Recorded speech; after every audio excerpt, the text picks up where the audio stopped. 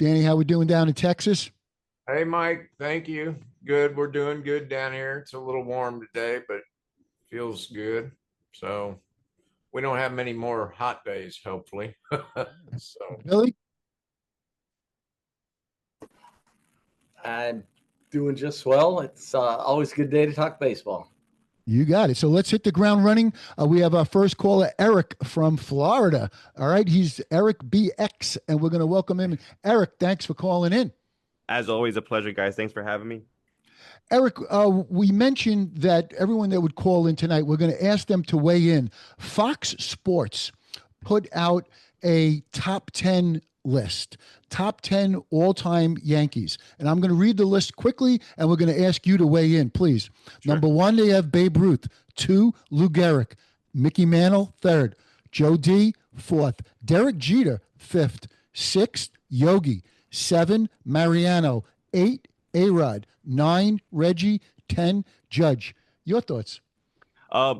I mean, I respect it, right? There are many arguments that can be had to say that that's a great list. There are many arguments to be had that say that that's a lackluster list, right? I'm sure we could be here for hours going over it, but I think it's a good one. I think a balance of absolute legends and current stars, right? Of course, the two captains with Jeter and Judge.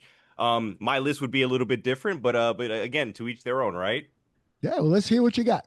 Okay, so my list, it's an interesting place where I'm coming from, right? Because I obviously respect the legends. I've obviously been educated as a fan growing up in the 80s, 90s, and early 2000s to respect the legend and to learn the history, the lore of the team, right? So that being said, combining that with the fact that I lived through that 90s dynasty, right? That was my team. That's what I grew up watching. And so having that balance of legends from days gone by and then having that 90s dynasty combination, it looks like this basically. Let me stop ranting. Number 10 is I'm gonna start 10 and down. 10 is gonna be Mariano for me, Mariano Rivera. Number 9 is gonna be Don Mattingly, first base, Donnie Baseball. 8's gonna be Aaron Judge.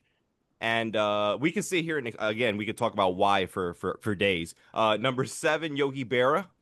Number 6 is gonna be my personal favorite, Bernie Williams. Number 5 is going to be Jorge Posada. I've got Derek Jeter at number 4.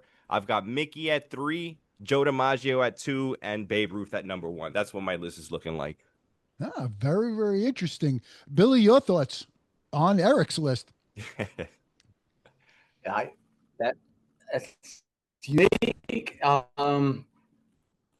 mean, obviously mine is going to be a little different. Of course. And mine mutates on a regular basis. I have a hard time, and mind you, I love Eric Judge. Yeah. But I almost feel like we should wait till his body work is completely through before we do this. But I mean, I have him listed in my goofy list too, because and it makes no sense to some degree because my top, 6 are easy for me. Mm-hmm. It goes, Babe. I'm sorry, I'm partial.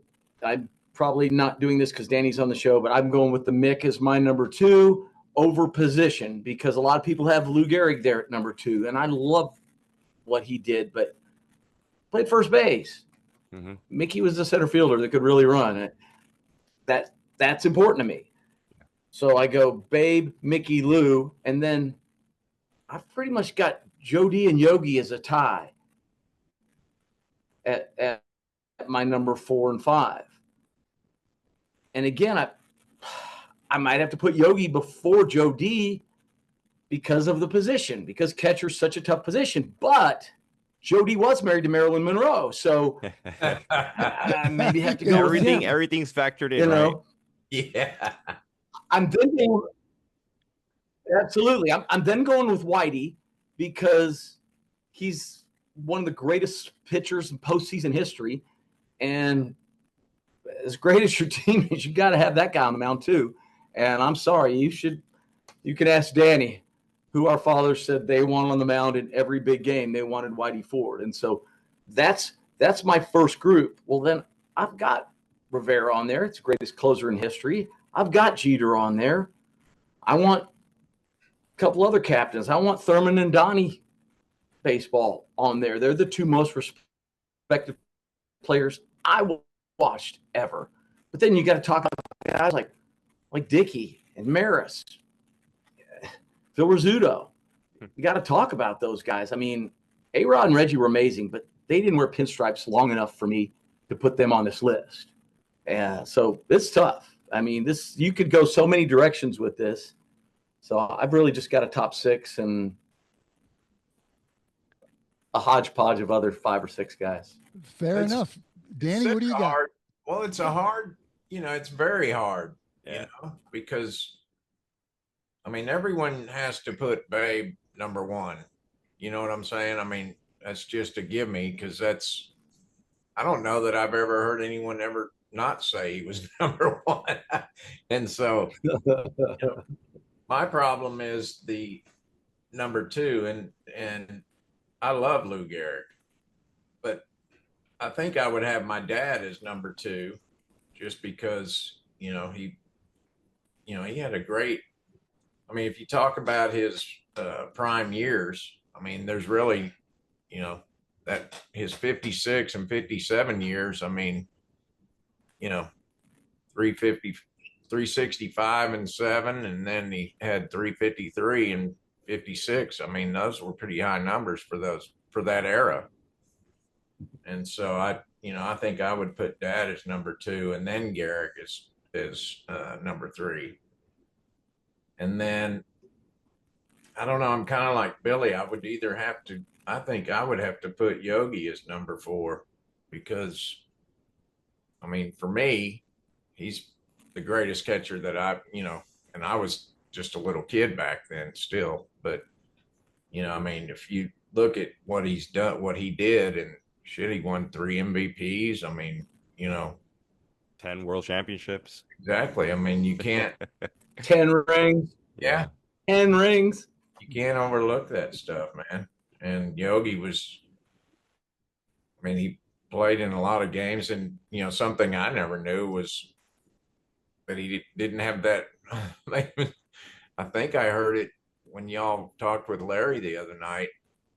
I mean, did he only strike out like 12 times in 1 year or something? Or I mean, a whole year like that's Yeah. that's a homestand, Yeah. for these current ball players, right, Eric? Oh yeah, easily on their best day too. He had the hell of a bat, man. I mean, he could hit anything, up over the head, whatever. It may be a home run too. So You know what, Danny? We're gonna our next 2 callers. We're gonna ask the same question. So let's hold it there for a minute if we can. We're gonna be asking this question again. You could do more of a reveal, as they like to say, as we go along. So with that in mind, we do have 2 more things for Eric that we need to ask him. One of them, with the playoffs coming up, Eric, please, if you can, weigh in. Your number 3 starter, and then also who's your second. Strike that. Who's your shortstop?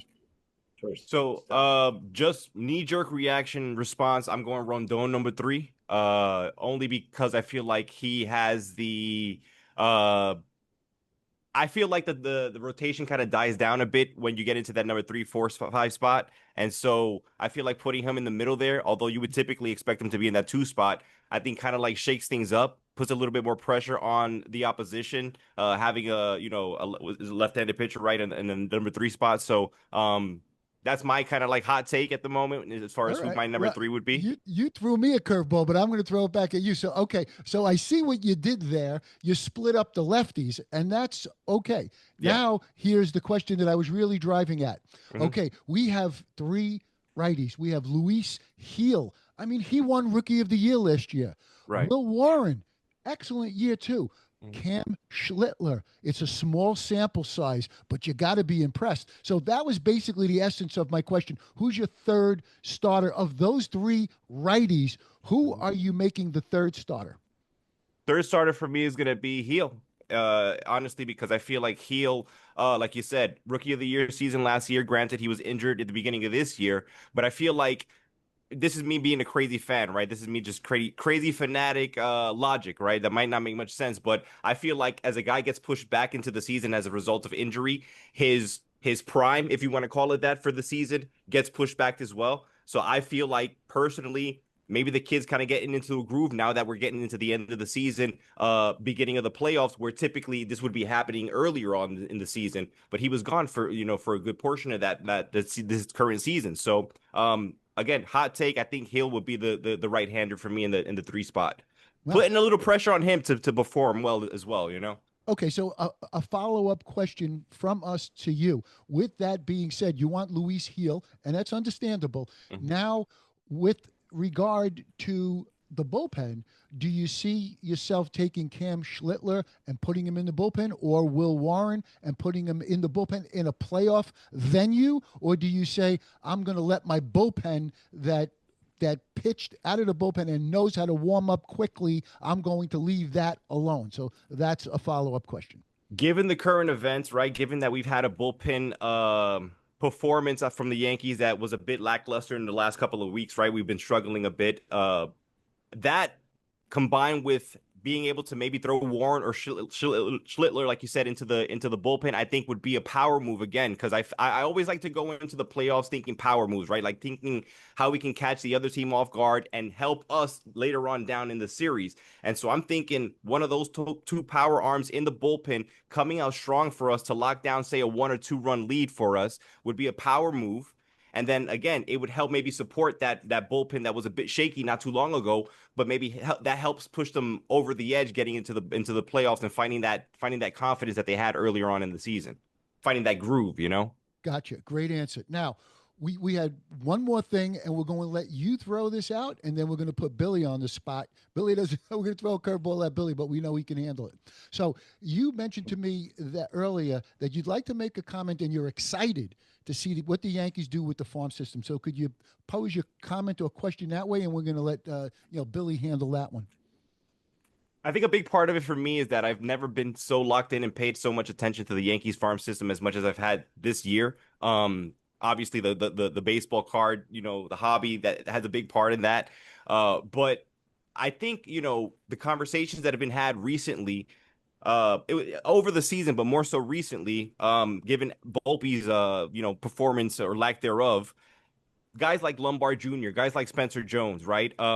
Names that have been thrown around multiple times, guys like Arias, like Roderick Arias. These are guys that I'm excited for. I'm excited to see what they can do. I think if Volpe continued to go down a really, really bad, slope in terms of performance, I wouldn't have minded seeing Lombard coming up and giving him an opportunity and seeing what he's doing. I know we got Caballero, right? And Caballero's done a phenomenal job in terms of performing defensively for us, compared to Volpe, at least, in my opinion. But, I'm just really excited for Lombard Jr. Spencer Jones is another one that I've mentioned in this show before. 6'7" outfielder. I call him the left-handed Aaron Judge.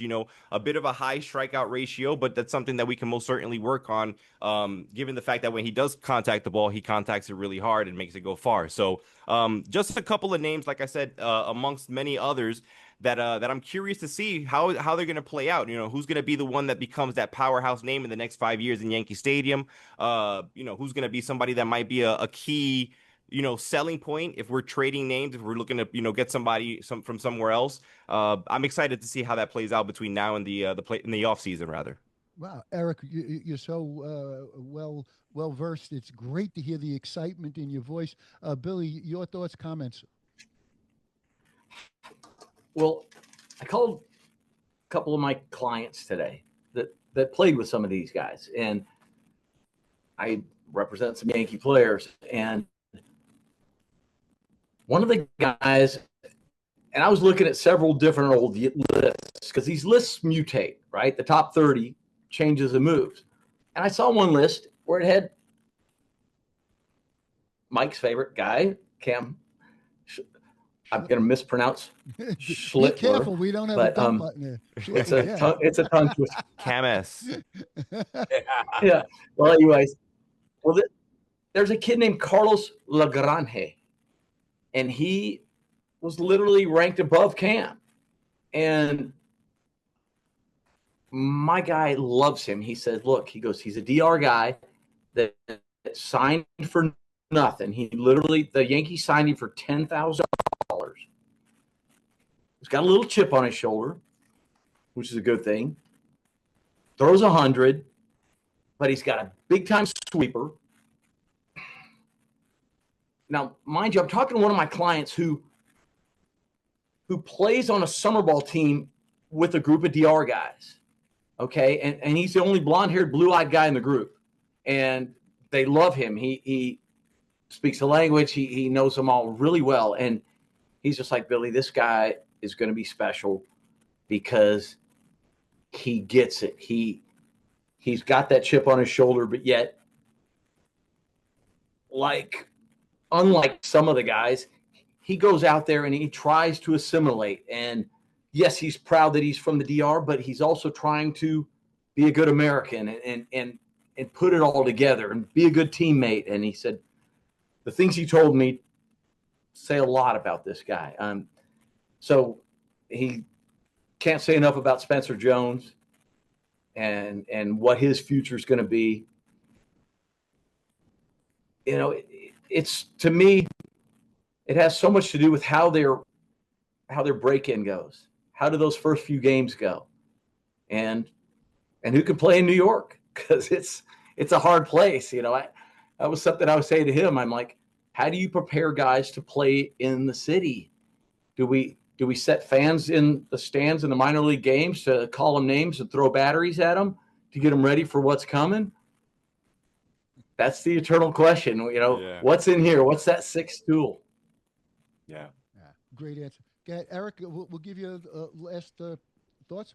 Well, I was going to say, Billy, if you got an opportunity to, you need somebody that can interpret the language and that can relate to the kid culturally, just give me a shout because I'm half Dominican. So, you know, I can help bridge the gap there, especially if the kid's got a chip on his shoulder. We can work over that. So we'll talk offline. We'll talk offline. and Eric, we're going to do an entire show with, you know, prospects and everything like that. I'm sure you'd like to join us on that next one. It'd be a blast. Oh, yeah, it'd be a blast. Absolutely. But no, just to wrap things up real quick for you, I agree. You know, there's a lot of guys that are potentially could potentially be the big names for us moving forward. Like I said, within the next 5 years or so. Again, potential trade chips or building blocks. We'll see which way they go. You know, whoever it is. But I'm hoping, I expect, I sense that one of these, if not two of these kids coming up, are gonna create some serious impact for us. And so I'm looking forward to that and looking forward to the prospect episode. Very good. We're going to do it. We're going to have you back on. Thank you so much, Eric, for joining us tonight. Thanks, guys. Thank you. Good seeing you, Eric. Pleasure to meet you, Danny. You guys take care. Billy, always a pleasure. Thank you. Thank you, Eric. Okay. So what we're going to do, gentlemen, sit tight, and then Danny's going to field the next one. So hold on. Okay. And we're welcoming in Matt from New York. Yeah. And we're not going to repeat the top 10 list. Matt. Hey, Mike, how you doing? Oh, wow, you're looking good. And we want you to say hello to Danny Mantle and Billy Martin Jr., if you will. Hey, Danny. Hey, Billy. How's it going? How are you? You doing all right? Doing good. Yeah, Matt. Good. Good to see you. Matt, we know you know the question that we're going to start off with, the Yankee top 10 that Fox Sports listed. Now, this is Fox Sports. It's nothing official. It's nothing put out by anyone, and there is nothing official. It's subjective. But your top 10 Yankee list would be? Yeah, so the one thing that stuck out at me on that list looks pretty good. Whitey Ford being missing from that, it doesn't seem okay with me. I mean, you got, excuse me, he's got the most wins in franchise history. I think most innings pitched. He was second in strikeouts, 6 World Series. I think he makes his way onto that list. I hate to say it because everybody on that list the Fox list, could deserve to be on there, but I would take Reggie off of that list. And the reason being, primarily, everybody else on that list played most of their career with the Yankees. Reggie had, albeit 5 great years with them, 2 World Series. I just think the rest of the guys are Yankees through and through. So I would replace Reggie with Whitey and, leave the list as is. No. Danny, your thoughts on what he said? I'm sure that you agree with Whitey Ford. Oh, yeah. I mean, me and Billy both talked about that, I mean, you have to have Whitey on there. I mean, our dads always said that, in the big game, that's who you wanted was Whitey pitching, and, he is, I don't know, in my eyes, probably one of the greatest pitchers in World Series history, So, I mean, Absolutely. he showed up every time for the World Series. So, it would be, you know, I would probably have him up a little bit. Well, Danny, let me ask you. So put you on the spot, right? So let's just say the old time great six, just as we met, Mount Rushmore, and then we got Yogi and we got Whitey. That's six right there. I think we all could agree that Mariano and Jeter with the five rings, they belong there too. Now you're up to eight. So let me pose the question, Danny, to you that way. There's only two more left. It starts getting tougher. So which two are you going to add to that list? We know there's a lot of deserving ones. There's Roger Maris and there's Thurman and there's right and Well, that's just, Mattingly, etc. yeah. I mean, you look at this list and you're sitting there thinking, I mean, how do you choose 10 Yankees? I mean, there's been so many great ones. And so, it comes up to really what your favorite feeling is, really, if you all think about it. I mean, it's who you really like, but, Whitey obviously has to be on it, but you have to have Jeter on there, captain, and you guys know how I feel about Judge. I mean, he's my favorite now. And so, I would have Judge on this for sure because I don't think he's going anywhere anytime soon. So, you know, and Mariano, I mean, the greatest closer of all time. I mean, what you've got to have him in there. I just Absolutely. it's a very hard thing. You can't just sit here and ask somebody 10 players for the Yankees, because it's you just can't do it. I'm trying to put Danny on the spot, but he's wiggling out. You're up to 9, and now you got one, and it gets tough, okay? Because you did like the 6 Well, all time, right? Now, and then you got Mariano and Jeter. That's 8. You got Yeah. Judge, that's 9. But it gets so difficult, and I don't blame Danny for not being able to come up with one. But you got Thurman, you got Rizzuto, you got Bernie, Bill Dickey, Roger Maris. I guess like Danny says, it is kind of impossible because it is the New York Yankees. Is that your point? Yeah, well, and also, I mean, I thought about when I saw this list, I was like, well, where's Thurman? I mean, because he got shorted. He didn't get to finish a career. And so, we don't know. I mean, look how great he already was, right? I mean, no telling where he would be on this list, right? I mean, You're 100% right. so, it's just impossible to sit here and try to, pick these guys, I don't know. I have nothing against Reggie, but, I don't know if I like someone that's played longer for a team, and so I think that, he would probably be on my list, but nothing against him. It's just the length of time that he played. And so, but it's a hard Yeah, list. I take those guys off. I take Roger, Reggie, and A-Rod off the list just for me because they're not, to me, just Yankees like everybody else we're talking about. Well, Yeah, but see, I would have to have Donnie on there too. I mean, personal opinions, right? I mean, so Matt, you see what you started? yeah, thanks a lot. Well, gentlemen, Matt is very well versed. He's an attorney by day, and what we want to say is that he is a New York fan. He's a diehard Met fan at heart.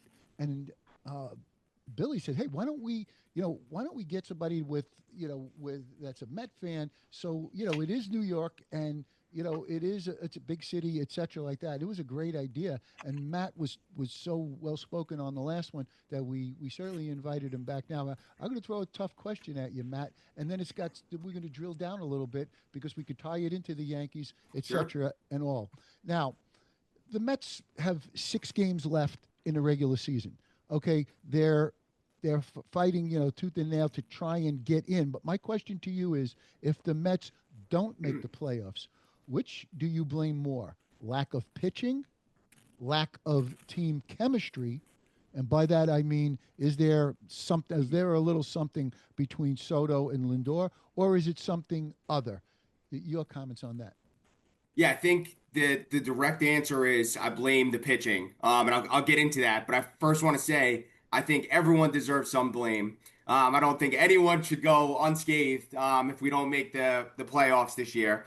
But I think it's the pitching. I think the beginning of the year, starting pitching was really, really good. Even though the offense was still kind of struggling out of the gate, we had the best record in all baseball through June 13th, I believe it was. From that point, we've obviously struggled tremendously. We've been one of the worst teams in the league. And I think the pitching has been very bad since then. Senga, so bad he's been in the minors. Mania struggled. Clay Holmes has struggled. We have gotten this, youth injection from the young guys, which has been great. It's kept us alive. I mean, it's hard to think where we'd be if we didn't have that. So yeah, I blame the pitching. The only, excuse me, I did see it coming a bit with Clay Holmes. He's never pitched that many innings. He hasn't been a starter too much. So I wasn't expecting him to last the whole year, but I was expecting Mania to pitch better, Senga to pitch better. Peterson, there's another one. I didn't even mention him. He's the last month and a half, 2 months has been awful. So I blame the pitching, but again, I think that everyone should take a piece of blame, if the team doesn't make the playoffs. But I would, pinpoint the pitching. If you any buyer's remorse with Soto, or how do you feel about that? You know, we could tie this in really so perfectly to Billy Martin Jr. sitting there, because we were talking about Reggie, right? And I didn't put Reggie on my list, and a number of us didn't put Reggie on my list because with Reggie, it was always like the good and the bad and the tension. And I would not, and I don't know how Danny feels about this, or Billy. I would not put Soto in the same category as Reggie. What Reggie was really, I would use the word an antagonist. When he came to the Yankees, before he played one game, he said, "I'm the straw that stirs the drink." He said Thurman could stir the drink, but only badly. When I heard that as a diehard Yankee fan, I cringed, Matt. And I haven't seen Soto do anything even close to that. But there's been some subtle kind of jabs, and unnecessarily so. Mm-hmm. Right? I kind of mentioned that on the last one. So that's what I really want you to kind of just honestly weigh in on that. Is it a little bit of a mixed bag, or, how do you feel? I don't think I'm feeling buyer's remorse, at least yet. I don't feel like the team struggled because of him necessarily, right? We talked about it last show. Obviously, there's some unnecessary things that he's done that can't help, but I'm not sure it's the reason things are going so sour. I will say that if we don't make the playoffs, there is a part of me that worries what comes out of him, and the comments and the attitude and that affecting even going into next year. So there's a little bit of something. I wouldn't call it buyer's remorse, but there is a bit of concern on my part, how he's going to react if and when things go sour. We saw it with the Padres, right? He was not the best, I don't think, best teammate, best person to be around when he was on the Padres when they were struggling. So yeah, that possibility is definitely still out there. Wow. I think you summed it up perfectly. Your objectivity, I applaud you for. I agree. We'll let Billy be the expert on this, because his dad had to deal with all of that. But I agree exactly what you said. This is going to come down to whether they make the playoffs this year or not. Mm-hmm. Because if they don't make the playoffs, Matt, guaranteed, write it down. You will see columns come out. You will see, the story will get bigger. The one where he says Marte is the real cat. That story will get much bigger and amplified if they don't make the playoffs. If they do make the playoffs, this is what's fascinating about it. He could pull off a Reggie 1977 with the 3 home runs, right, to win the World Series. I was at that game. I ran on the field. I ripped up the turf. Billy, your comments on that?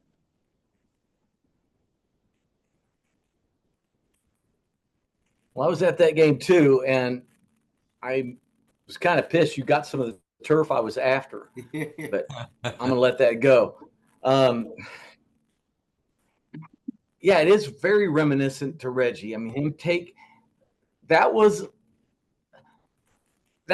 a in your face shot at Lindor like what happened with Reggie and Thurman, but it was still a shot. And I don't know. I'm not in the clubhouse. I don't know what's going on there, but it does bother me. And then we watched him when he was a Yankee, and we watched the ball land in front of him in right field that any other right fielder would have ran and slid and caught. And he didn't, because he was worried about getting injured before his big deal came up. That concerns me. I mean, that really does. I mean, he's still putting up Soto numbers, and you're right.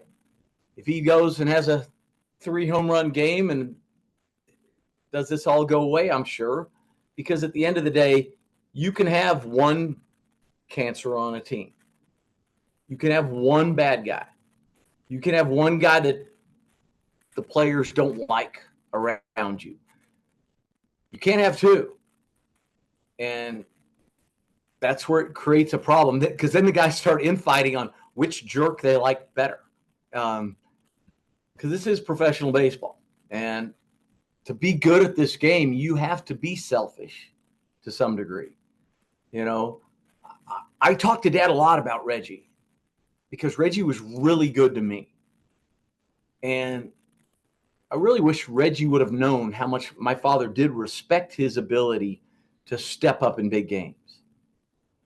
And I wish he would have also understood that my dad was just putting him in the 5 or 6 hole to keep the team together, because they got a kick out of seeing Reggie get frustrated and angry. And it made Reggie step up his game to stick it up my father's you-know-what.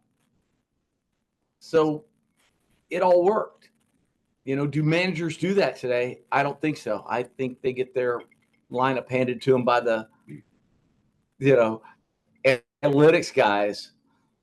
So we'll see. I mean, he could step up and change this whole thing. He's got the ability. He's got more ability than a lot of players I've ever seen.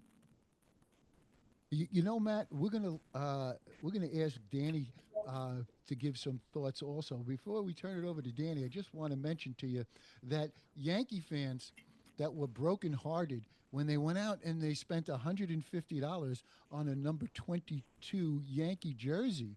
Okay, so you ever hear of repurposing? Well, you know what? We lost Soto to you, Matt. But you know what?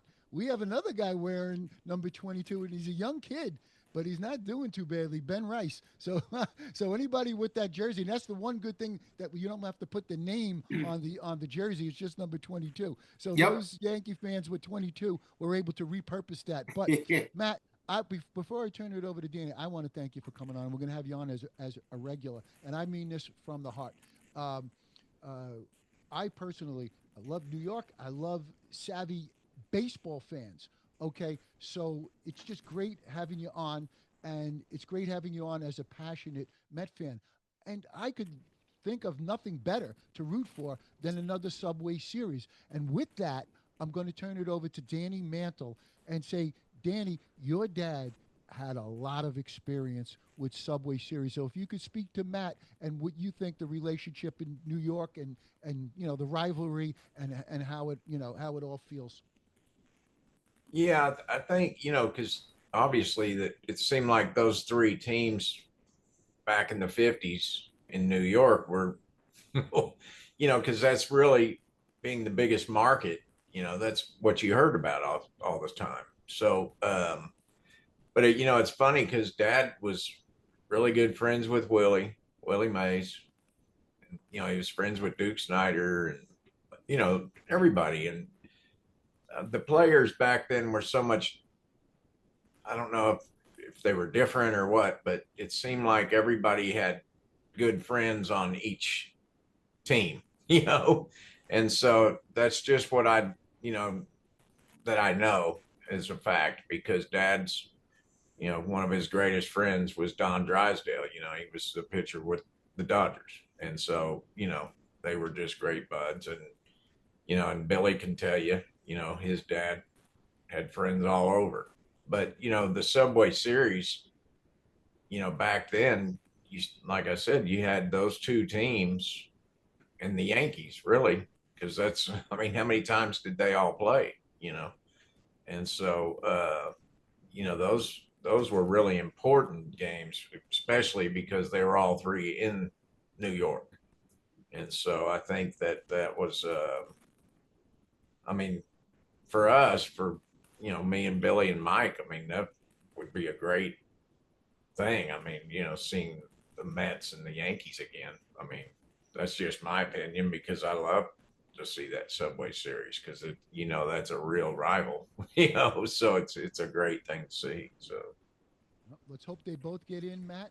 We know you'll be watching, you'll be rooting, and we look forward to having you on, Matt, the next episode. Give you the final word. Yeah, couldn't hear you. Okay, Matt. We know you'll be rooting. We know you'll be watching. We'll give you the final word. Hopefully, you enjoyed speaking to Danny and Billy tonight. Yeah, it was great meeting you, Danny. Billy, good to see you again. And Mike, thanks for having me and hope to see you guys soon. Yeah, thank you, Matt. Good meeting you. All right. Thank Take you care. for joining us. Bye, guys. See Matt. Well done by Matt. What's we have- happening?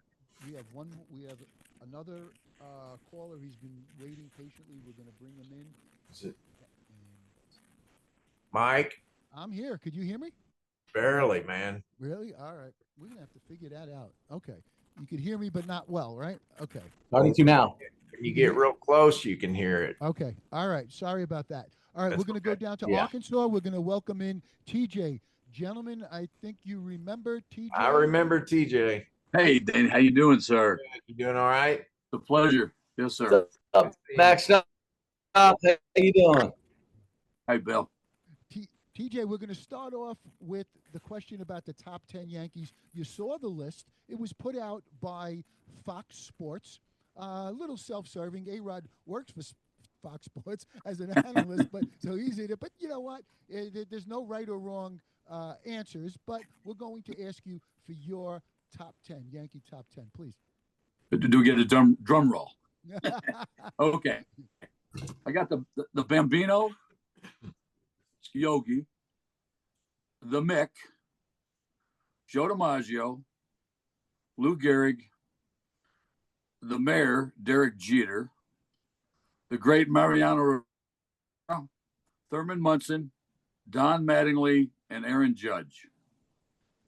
And I know somebody's going to ask, well, how you don't have A-Rod and how come we have Reg?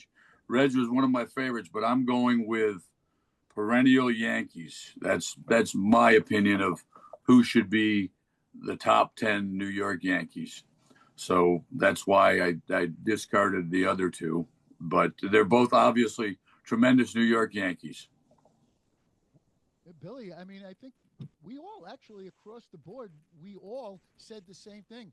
It's no disrespect to A-Rod, and it's no disrespect to Reggie. But as Danny Mantle said, this is a tough list. This is the New York Yankees. And because Reggie wasn't there long enough, in our opinion, right?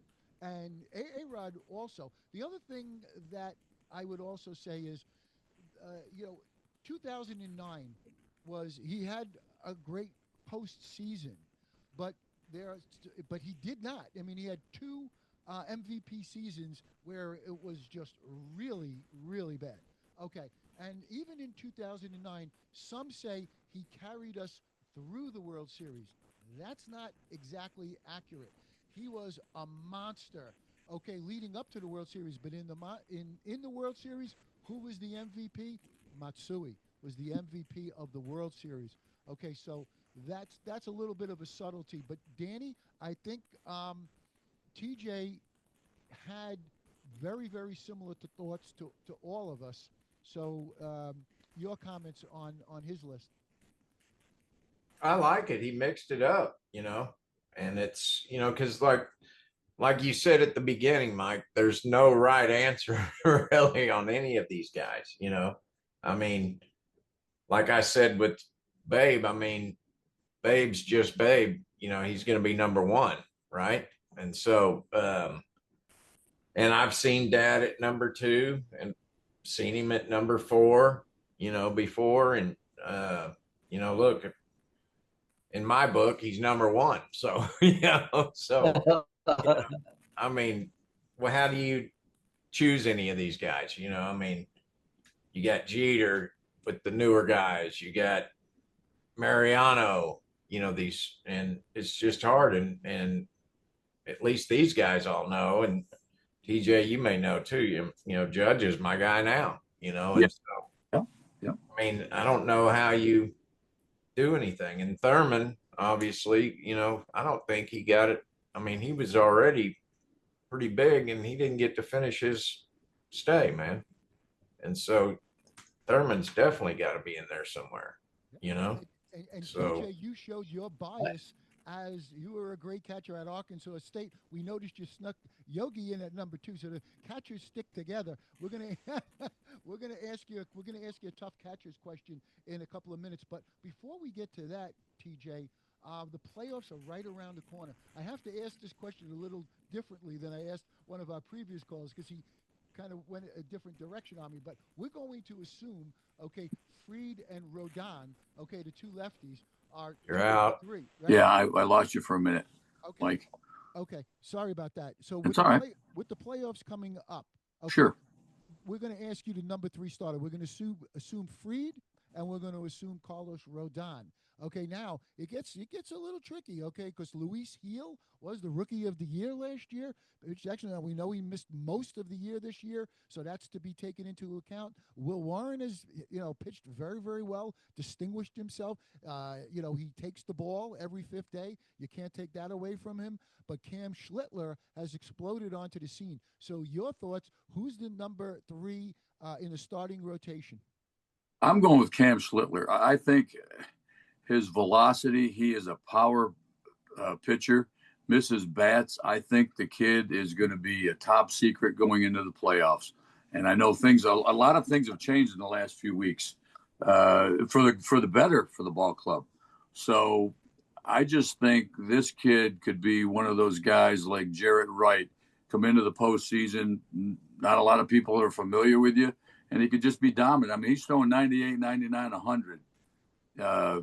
And I know, he's only been going, 5, maybe 6 at the most. I think the kid's dynamite. That's just my opinion. Oh, good answer. And we're going to follow up and ask you this. Shortstop. It's a little tough. Anthony Volpe has struggled much of the year. Caballero was a trade deadline acquisition. Your thoughts on who would you like to see at shortstop? I've expressed already with you guys before that I like Anthony. He's a great kid. He's a hustler, but I think that Cabby adds just a little bit more with his base stealing and putting the ball in play. I know Anthony will hit the bomb, but he's been striking out a lot. That's just my opinion on that. I think Cabby just gives a little bit of different energy to the club. And that's why I'd go with him at short. And we got Volpe on the back end if we need a pinch runner or we need somebody to go in and play D. The kids definitely could help the team. That's a legitimate opinion. And Billy, your thoughts? Let's say shortstop. Your thoughts on TJ's comments?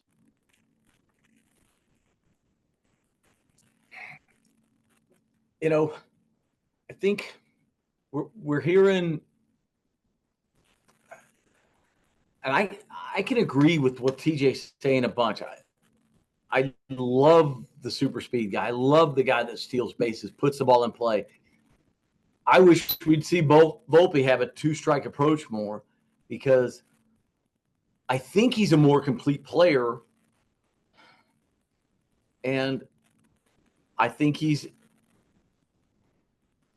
stuff hurts him more than anybody on the team because he grew up a Yankee fan.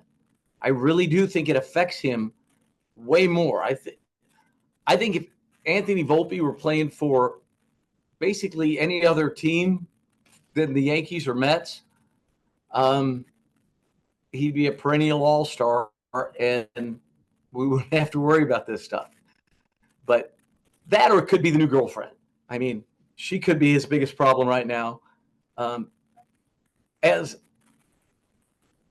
manager, I've noticed that they're blowing up Volpe and saying, "Hey, he's our guy," right? Booney's had his back this whole way through this, and I kind of like that because either way, he's still okay, right? I mean, you go the other direction, you're pushing his button. So if it's me, I'm going with Volpe. If I see something I don't like, I'm finding a way to put the speed demon in there. Maybe he has a pinch runner. Who knows? You know, Danny, it's interesting what both TJ and Billy had to offer in terms of shortstop. And, you know, it's fascinating. And in a way, it's nice to have, you know, a choice. But in another way, it's a little bit kind of, not scary is not the right word, but shortstop is not a position that you want to be going into the postseason unsure of. And, you know, one comment that I'll throw in, I don't think the Yankees did any favors to Anthony Volpe, running him out there game after game when he was struggling, especially when we find out that the pop in the shoulder, you know, the MRI, lo and behold, it did show some, you know, tear, you know, et cetera, like that. It makes the decision to run him out there game after game, it made even less sense to me. Danny, your thoughts? Well, you know, whenever you talk of injuries, I think of my dad because he actually played his whole 18 years on one leg, really. And so he never really got to show his full potential. And I think, you know, with Volpe, I mean, especially if they know he has a tear and all that, they need to kind of, you know, ease up on him, don't you think? I mean, Yeah. you know, knowing injuries, I mean, they don't get better unless you make them get better, you know. Right. And just let me jump in and then you can continue after, but just, you know, your dad performed at the highest level, being wrapped up like a mummy. Okay, he performed. He was banging the ball all over the ballpark. Even late. I mean, I was born in '58, so I saw him in '67, '60. I mean, he was really significantly limping, but the performance and the ability was still there. With Volpe, you could see he was struggling. Now, I'm not convinced, gentlemen, that shoulder was the whole issue. I think he pulls off the ball too much. I think he gets top hand dominant. I think he's looking to pull. I think he should know more who he is. What drives me crazy about him is that he said that he one of the players that he idolized was Bregman. If you look at Bregman's swing, it's a very short, compact swing where he's looking to go gap to gap. You know, even more so than a two-strike approach. He's looking to go gap to gap. Yeah, he could turn on you, and he could put it out of the ballpark. But that's the thing that, you know, bothers me, Danny, in what I see with Volpe. He's not, you know, he shouldn't be a home run hitter. When you think back to when your dad played, right, there were roles that these players made. There were some that were known as table setters. TJ, remember that expression? He's Yes, a sir. table setter. Yeah, You don't hear that anymore. No, They're you all don't. right. They're all looking to go yard. No. Yeah. Well, and you know, Dad used to say, he said, it didn't matter who you were, you know, if you didn't get out there and do your job, you know, even if you were hurt, you know, they would give you a few days here and there. But, you know, he said it didn't matter who you were because they just soon get rid of you. But so I think Dad was so, and, you know, the way his dad and grandfather trained him, I think, put a lot into him that, and neither one of them were there to watch him. So I think he was playing a lot because, he played a lot when he shouldn't have, you know, and, I just hate to hear that about someone young, if they do have some kind of a tear or something that, dad had to do it, because they were only year to year back then. And, so, but he somehow did it, I mean, his legs were our wake up call in the morning. So, we could hear him coming down the hall. So that was our alarm clock. So it was, I know what he went through. Yeah, TJ, we're going to ask you. We're going to ask you this. Sorry, Mike. No, that's okay. We're going to ask TJ this question. We're coming down to the end of the season. Only 6 games left. MVP becomes fascinating, and Cal Raleigh. I think we're all sitting in amazement. I was wrong. I said I felt that Cal Raleigh was going to run out of steam somewhere in the dog days of summer. It didn't happen. Okay, and he's still putting up numbers. He's still hitting home runs, etc. So, I mean, TJ, if you had a vote on MVP, I mean, the question is, Judge, okay, with the prolific batting average, he's going to win a batting title, which is really amazing, or Cal Riley, who plays a position where you have to give it to him. We had on a recent episode, we had Larry Berra, Yogi's son, and we said, like, my goodness, right? I mean, TJ, put it into some kind of perspective, if you will. I think it's phenomenal what the guy's done as a catcher and to sustain it the entire season.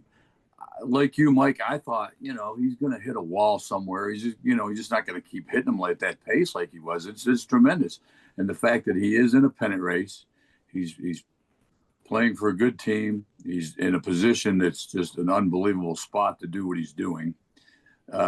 It's tremendous.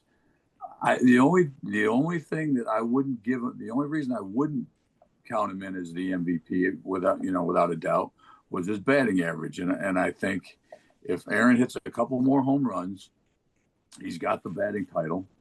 He's right there in RBIs, and you look at his OPS and all those other numbers, and they're just out of this world.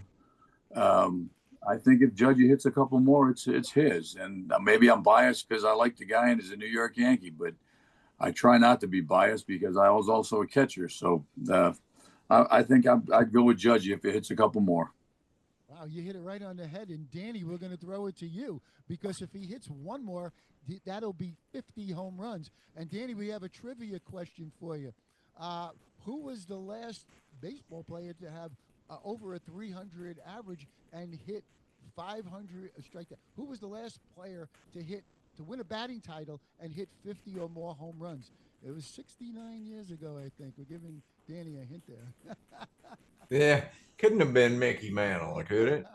That's how far back we're going, right? If he That's does, him. like TJ said, he's at 49, make it 50, and then there you go. He's in rarefied air. Danny, your thoughts on the MVP race? Well, like TJ said, I mean, Judge is my favorite player, so I'm pretty biased with Judge, but I mean, even with Cal passing Dad on his, for switch hitters, I mean, I'm like you guys. I kept thinking, he probably, he may crap because I've never seen any catcher hit these kind of home runs. Have you guys? I mean, I haven't. And so, I just got to tip my hat to the guy. I mean, he's had a hell of a year, man. And, I think he passed Griffey too for the team record for home runs, didn't he? Is he at 59 now or something? Or He's at 58, and boy, oh boy. But I mean, TJ, you hit it on the head. If there's I think he's at 58, isn't he? Yeah, he's at 58. You're right. Yeah. 58. He's Yeah, at 58. Right. And but as TJ said, the thing that jumps out, batting average wise, 326. You can't take it away from Judge. We always talk about it, and you know what?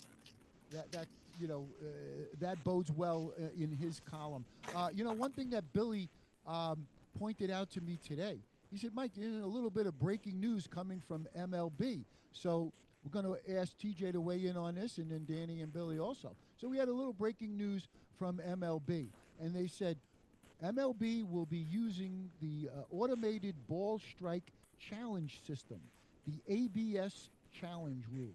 Okay, each team will get 2 challenges, and they can keep them as long as they're successful. Challenges will be only initiated by a pitcher, a catcher, or a batter.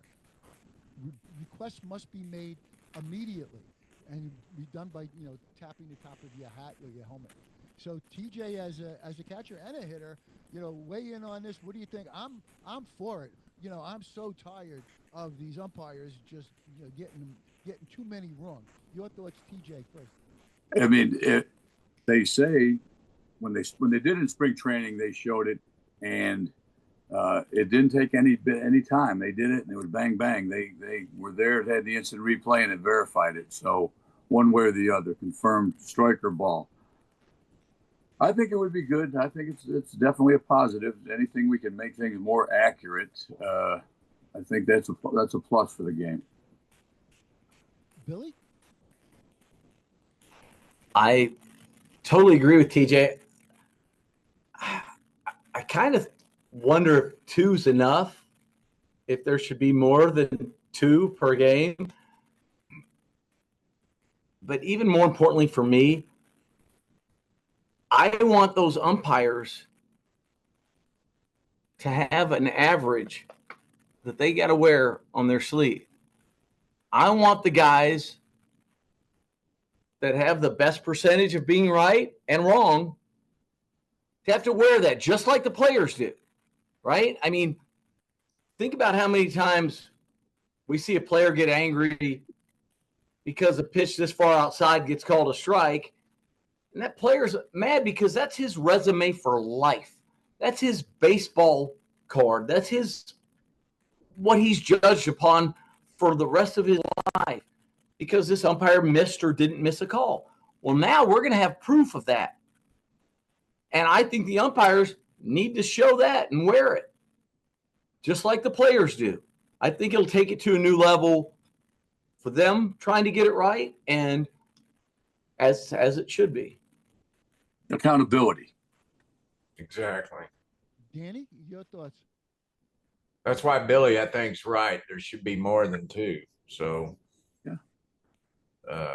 because I mean, think about it. In games, you see at least 3 or 4 things where you're like, oh, come on, I mean, Well, just to clarify, you only allow 2, but if you get it right, you keep the 2. So if you keep on getting it right, if you keep on challenging, oh, you can keep going then. Yes. Right.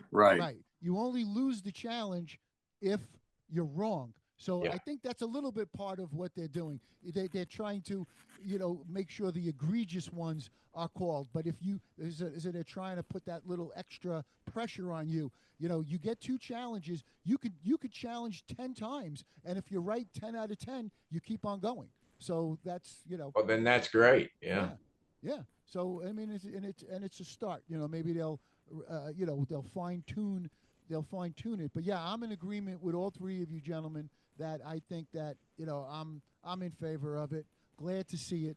We have the technology. What sense does it make if they immediately show you that the umpire blew it? We have the technology, so we might as well utilize it.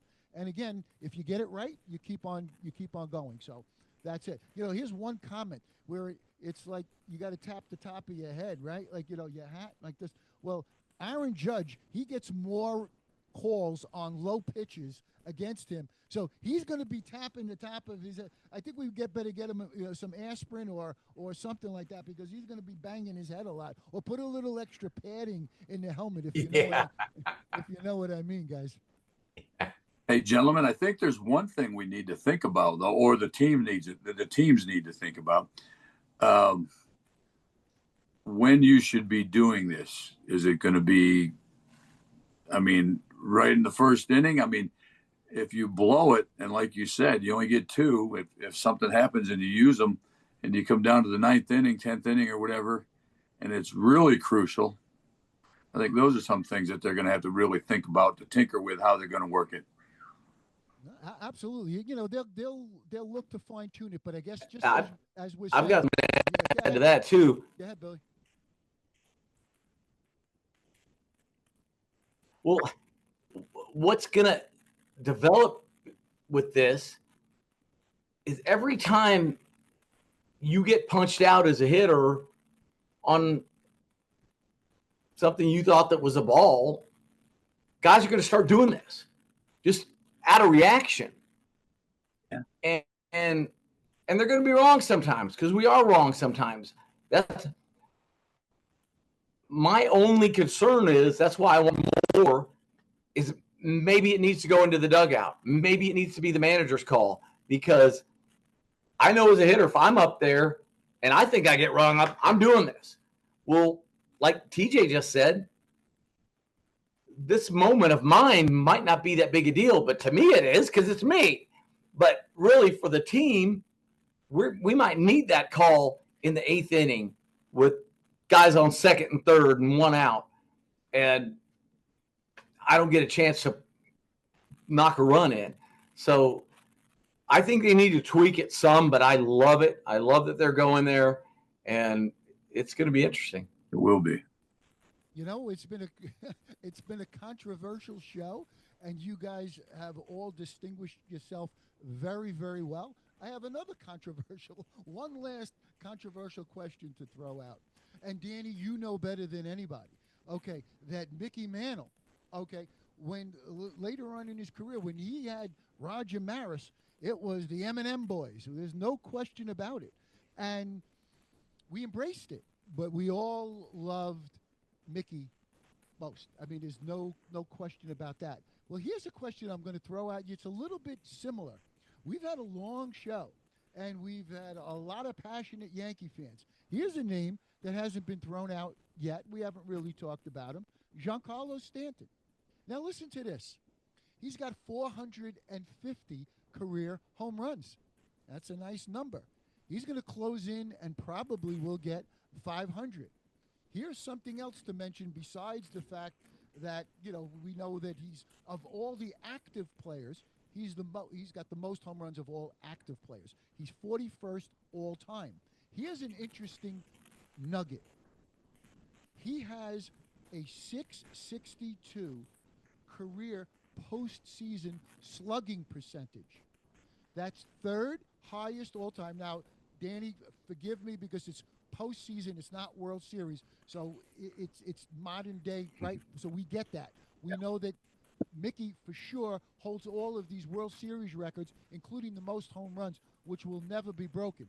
But the question is that of all postseason slugging percentage, he's third all time behind Babe Ruth and Lou Gehrig.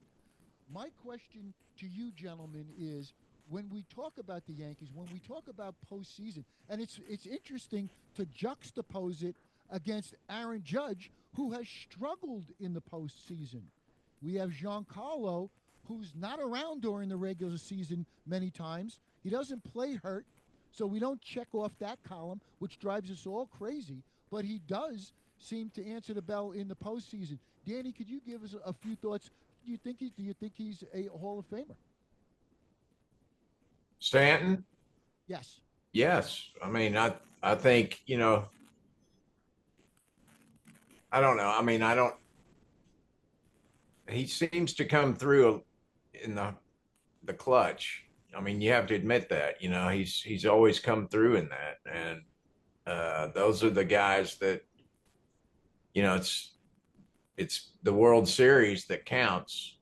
And, you know, I always call it playoffs, you know, I mean, because you haven't gotten to the World Series yet, in my eyes anyway, you know, with this postseason and however they work that now. But let's just say that Stanton he does come through in the big game. I mean, he showed that last year at the series. And, you know, I mean, look, I don't know if he belongs in the Hall of Fame or not, because it's, you know, he's mostly a DH, right? I mean, so it's hard to say what kind of, fielding he's done and that type of stuff. But, I think he's a great hitter. Well, I said that this was a controversial question, and it was, but Mike, Danny fielded that question beautifully. Billy, I'll ask you the same question. Just when you talk about the Hall of Fame, it shouldn't be much to think about. You mention the person's name, Hall of Famer. You say the guy's name, and then immediately you say, "Yeah, no." Billy, which like your immediate thought? Giancarlo Stanton. I feel like he's got Hall of Fame ability. I want the dust to all settle and see. I think he's so talented. I watched him as a Marlin. The injuries concern me a little bit, but he does seem to step up in the postseason. And I'm a stickler for the Hall of Fame. It's got to be a no-brainer for me, and I say that, and there are guys like Thurman Munson who aren't in the Hall of Fame, who to me should be a no-brainer. Hoping my father's going to be a Hall of Fame manager one day. Should already be. If it came to being a World Series Hall of Fame player, my father might be the starting second baseman. But his regular season was just okay. So I've got to let a little bit more time go with with Stanton for me. I thought Mike Stanton was going to be a Hall of Famer. Is Giancarlo? We shall see. Well, yeah, TJ, you witnessed this. Okay, so Danny, Billy, and myself, we're going to be doing shows regularly going forward. We're very excited about it. But I think you have to say, I'm throwing hardballs at it. I'm not throwing softball questions at these guys, and they are answering. They're coming through. They're very good, right? I mean, we have to hand it to them. TJ, we'll give you the last word. What's your thoughts as a diehard Yankee fan, Giancarlo Stanton? Okay, first of all, I want to address Billy and his dad. There's no question in my mind his father should be a Hall of Fame manager. The guy was tremendous. They don't make them like that anymore. Obviously, Danny's dad is a Hall of Famer. These guys know what they're talking about when they talk about who's a Hall of Famer and who's not. I kind of am split. I mean, I was not a big Giancarlo fan, although he's grown on me the last few years because of what he's done in the postseason. The 450 home runs, that's tremendous. There are those question marks, though, with his injuries, being injury prone all the time, and his speed on the bases and not playing defense, although he has played defense this year a little bit. You can't help but like the guy. He's nothing but a class individual. But I really don't. I'm torn. I really don't know whether he was a Hall of Fame or not, fellas.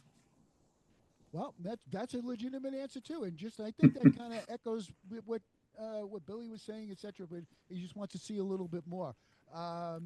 TJ, you're a pleasure. You're a Hall of Fame caller, and we always enjoy having you on. We're going to have you on, again.